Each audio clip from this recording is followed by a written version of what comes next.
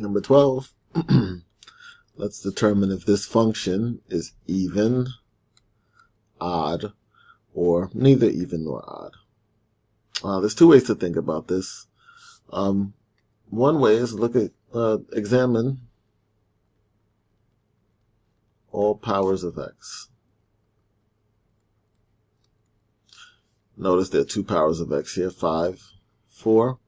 This power is odd. This power is even. Since those two powers are different, then that means this function is neither even nor odd.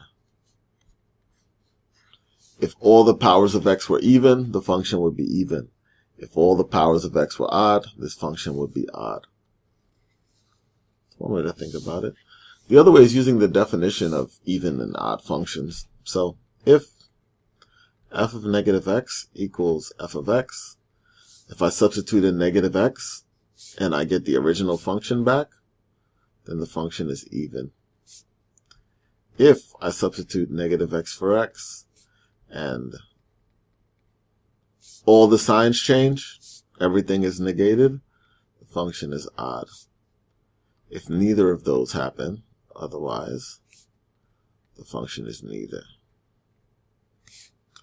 So to test that, you take your function,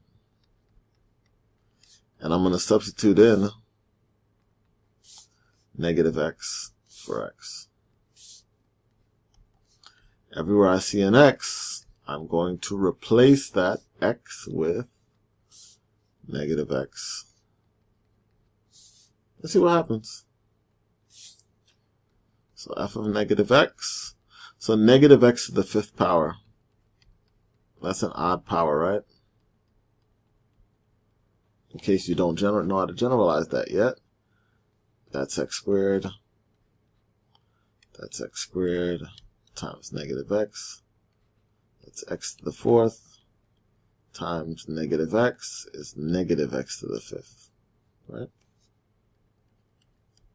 Odd power is going to become negative even power minus, this is just going to be positive x to the 4th.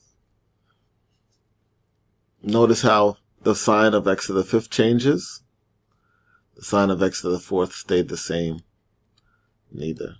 All the signs need to change, or all the signs need to stay the same. Since one changed, one didn't, neither. Either way, this function is neither even nor odd.